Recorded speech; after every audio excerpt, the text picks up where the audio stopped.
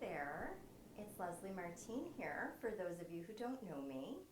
And I'm a certified life coach and a licensed psychotherapist. And I help people take their lives from good to great. And what I wanted to talk to you about today is something that I have been hearing over and over from my clients the last couple weeks as we get more and more into the holiday season. And that is how difficult and stressful and anxiety producing just the holidays can be for people. And so what I wanted to do today was just talk to you a little bit about a few tips that you can use in your life to maybe help reduce some of that stress and just make things a little bit more enjoyable for yourself as you're navigating and going through the holiday season, whatever it is that you celebrate, whatever traditions you and your family have. Okay, so the first one is to know your why, to be really clear on why you're doing that particular event or gathering or party, or if you're the one who's hosting or doing the cooking or the shopping or the baking or whatever it is, to just be really clear on why that is, why you're making that choice to do it, because it is a choice that you're making.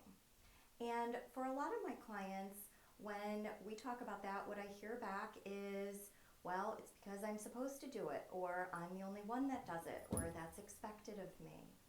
And those are not necessarily bad reasons to do it, but they aren't necessarily grounding you in your power and helping you own your choice.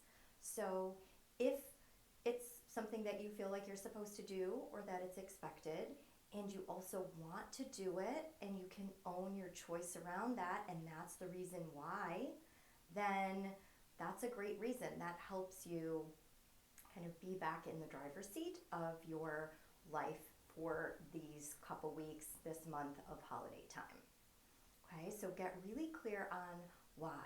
And if you discover that your why for why you're doing it is not compelling and doesn't feel good, then I would encourage you to perhaps employ tip number 2, which tip number 2 is to make it okay to say no. Okay, so if there are just events or parties that you don't want to go to, you're not feeling up to it, or a tradition that you've had in your family for a long time, but you don't like that and you don't want to do it, or you feels like it's too much work, then it is okay to say no and just draw a boundary. It's a way to take care of yourself. It's a way to put yourself back in a position of power in situations where you may not otherwise have all the control.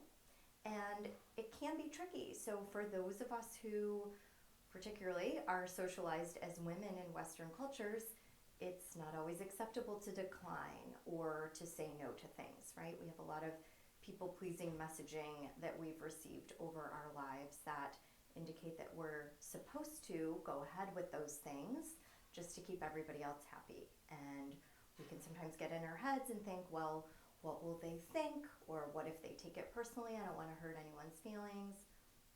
And I promise you that you setting that boundary, taking care of yourself, and just declining where you really need to, where that's in your best interest, will serve you, and in the long run, your loved one will understand or at least respect your decision.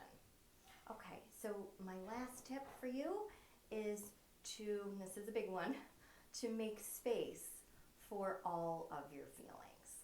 Okay, since it can be a time of year that can be bittersweet, we can sometimes go into that with some anticipatory anxiety about how stressful and chaotic and frustrating it's going to be when we get to that event or when we're running around doing errands or things. We can almost make that worse for ourselves.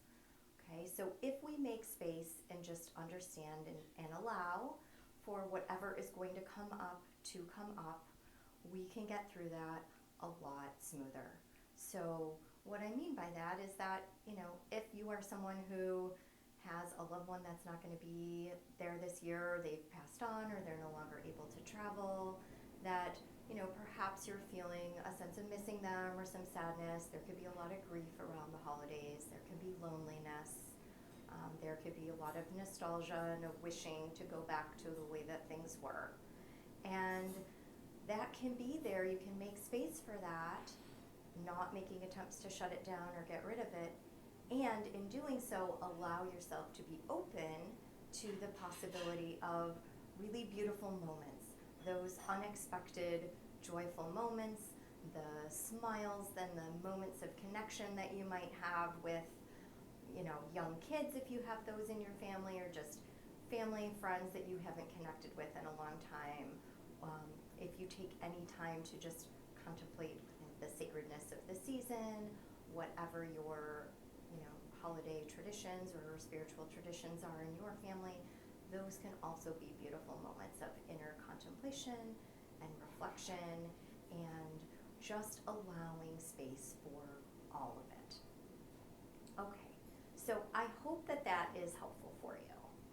If you are someone who has been thinking that, okay, next year is going to be my year, next year is going to be when I make the changes, when I pursue those goals, when I really go after what I want, then I would love to support you in that journey for yourself. I would love to set up a chat.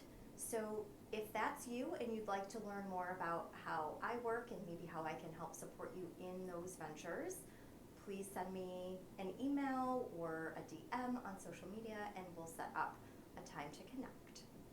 In the meantime, I wish you and your family a very happy holiday season.